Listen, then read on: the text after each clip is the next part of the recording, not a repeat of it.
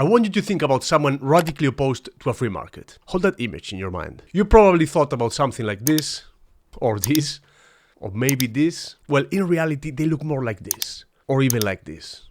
Billionaires, big business, corporations, they do not want a free market because they are terrified of competition. In May 2023, Sam Altman, the CEO of OpenAI, ChatGPT, etc., flew to Washington. He sat in front of a Senate committee and did something that no one would expect a CEO from doing voluntarily. He asked to be regulated. He practically pleaded for it. The senators applauded, some press called it refreshingly honest. Sam Altman left the building looking like a real statesman. However, somewhere else, the founders of small AI startups that could never afford a Washington lobbying team were probably quite sad watching the whole thing. Now, let's ask ourselves, what does every big business on earth actually want? They want higher prices, they want lower wages, they want as many customers as possible. They basically want to never lose a customer ever to anyone for any reason. And that is the opposite of what an actual free market would produce. Competition pushes prices down, and competition pushes wages up. Wait, what? Wait a minute! Picture a Walmart, massive shop with a park the size of a small town, 30,000 products, and prices that somehow undercut every shop within 20 miles and still turn a profit. Well, the standard explanation for this is scale. They are ginormous, so they are efficient, and that's how markets work, and we should be grateful. But there's something left out in this story. The road leading to Walmart's park was built with public money. The infrastructure moving their trucks from distribution centers to stores, public money. In several documented cases, the land itself was acquired through eminent domain, the state forcibly purchasing private property and handing it to them below market rates. And then, of course, the wages. Walmart is one of the largest private employers in the United States, and it also pays historically some of the lowest wages in retail, low enough that a significant share of its workforce often qualifies for government food assistance. Do you know what that means? This means the government is in effect subsidizing Walmart's wage bill. If the government was not supplementing those people's salaries, their salaries in those places would not be enough and they would have to do something else. Or if Walmart needs those workers, and they need those workers, they would have to pay them more to hire them. But now the government is paying some of the wages that allow Walmart workers to survive. The company keeps the labor and the taxpayer covers the gap. Not only the taxpayer, but also the small competitors. And the small competitors of Walmart are also taxpayers. This example is the opposite of a free market. It is a company that has been very successfully helped by the government to privatize its profits and socialize its costs. But why do we say that in a free environment salaries tend to go up?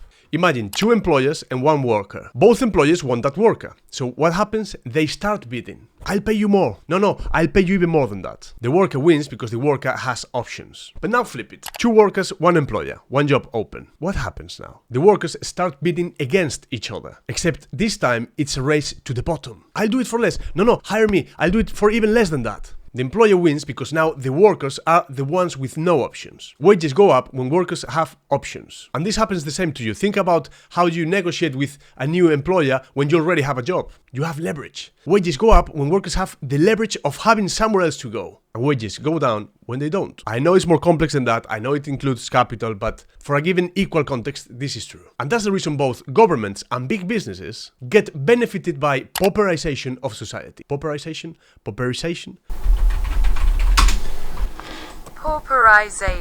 Pauperización. I only know this one in Spanish. But anyway, this term refers to a systemic or a progressive decline in living standards that pushes people towards destitution or reliance on public assistance, on benefits. Now, why would anyone benefit from something like that? Because a population that's one paycheck away from disaster is a population that will accept almost any offer. When there's always someone standing behind you in the queue, ready to take your job for less just to keep the lights on and paying for the bills, your employer has never to compete for you. They just have to wait for the next one. So a welfare state that pays you just enough to survive, but takes it away the moment you try to earn more on your own, this is called means tested, is a system designed to keep people in that line. The damage produced by the famous welfare trap has been broadly studied. Means tested, anonymous, cold, bureaucratic benefits create dependence in certain groups of population and damages both them and the rest. Because it sets a floor low enough that people stay just above desperate and just available enough to always be someone's fallback option. Now we have to explain why regulations don't cost everyone the same amount to comply with. And this is exactly how big business collaborates with governments. Take something as basic as a safety audit, an emissions report, a packaging standard. For a company with a compliance department, that's a Tuesday. They don't have to do anything, they already have it. But for a sole trader who just started, there's a choice between complying and closing. The hoop is at the same height, but you are not all starting at the same height, are you? So here's how far it goes. In 2008, after a lead paint recall that should have buried them, Mattel lobbied for Consumer Product Safety Improvement Act, which was a mandatory third-party safety testing for every toy manufacturer in America. For Mattel, testing costs are a rounding error spread across millions of units that they produce. For a small workshop making hand-carved wooden toys in batches of 20 or 50, the same bill can cost more than the production is worth. Mattel didn't just survive that regulation, they got benefited by it. They probably even helped writing it, but I don't have proof of this, obviously. And then secured themselves an exemption from it, allowed to use their own in-house labs instead of the third-party testing they just made compulsory for everyone else. So to put it simple, they built the wall, they opted out of living behind that wall, and called the whole thing consumer protection. They were very worried about the kids. The main point of the video: big business do not fear being regulated as many people think. What they fear is being competed with by smaller,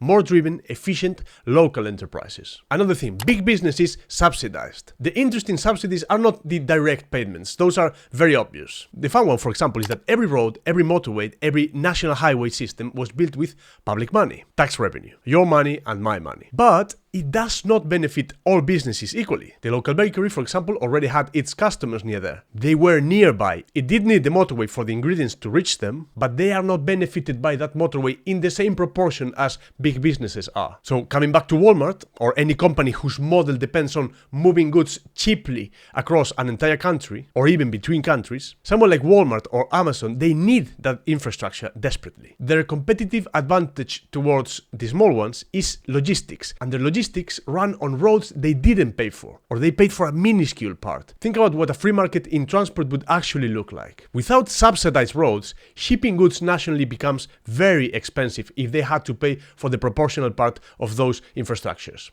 Local production, local shops, local services become cheaper by comparison. The town butcher starts to look more competitive against the national supermarket chain. And the same with every other product. This is way more fair. The entire geography of commerce shifts. What the highway system did was to make national distribution artificially cheap. The cost was distributed across everyone who pays tax. The profit was captured by the firms large enough to use it at scale. It's a redistribution through taxation from the poorer to the big companies. That is what socializing costs and privatizing gains actually looks like in practice. And the same happens with tax breaks. Tax breaks are inherently bad, but for very different reasons than those people expect. When a firm is exempted from taxes to which its competitors are subject, it becomes the beneficiary of state coercion directed against others. The new standard in those circumstances is to be coerced.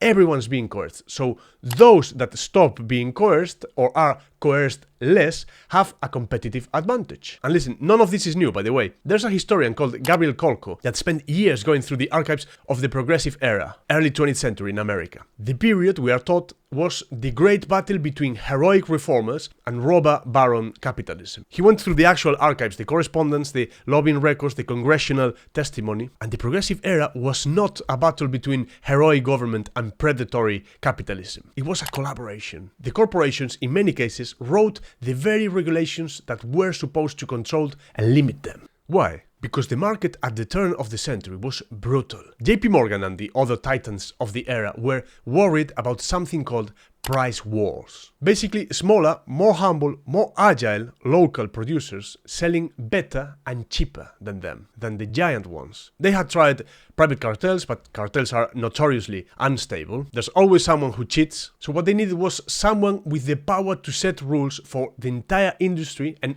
actually punish anyone who broke them. So for example, the meat packers supported federal meat inspection. They didn't care about food safety, come on. The compliance costs would crush their smaller competitors, and European producers would require government certification. Also, for example, the big bankers supported the Federal Reserve. Surprise, surprise! They were using political power because the market was beating them. So both sides of the political debate look at everything we've just described in this video and reach the wrong conclusion. The left often sees the outcome: corporate power, concentrated wealth, smaller competitors pushed out, and that's completely fair enough, it's true. And they say, this is what the free market produces. The solution is more regulation, a stronger oversight. The government must step in. The corporations hear what the left says and think, yes, please, more regulation, written by us if possible. The right, however, looks at the same picture and says, these are the successful business, these are the patriots, the successful businessmen, defending them is defending the market and meritocracy and blah blah blah. And then they proceed to defend the companies that acquired their size being helped by the government. What we see is a market that was captured, that was built piece by piece to make sure the free market and smaller, more humble people never threatened the people already at the top. This distinction matters enormously because it affects what is it exactly that people ask for more of. A deregulated, more free society, one without the apparatus we've just described, would be an extraordinary hostile environment for large corporations. There's a centrifugal aspect of freedom. No government enforced patents giving you 20 years of legally protected monopoly. Thus, not so much money to buy out competitors. No subsidized roads making your national distribution model artificially cheap. No subsidized infrastructures that make it artificially cheap to travel across the globe, for example. No regulatory frameworks that smaller, more humble, more local competitors cannot afford to comply with. No bailouts when your size makes you too politically inconvenient to fall. This all compresses your margins, beats up your labor costs, and makes it more difficult to grow from a certain point. And that is good. The ultra-rich defending free markets in public are the same people lobbying against them in private. They are misusing the term. They use the language of the market as a shield and the machinery of the state as a weapon. Consider subscribing to my channel and please leave a comment telling me where you think I am right or wrong. And if you want to see what happens when these same incentive structures start shaping whether people have children at all, that's the previous video and you can watch it here. Thank you. See you there.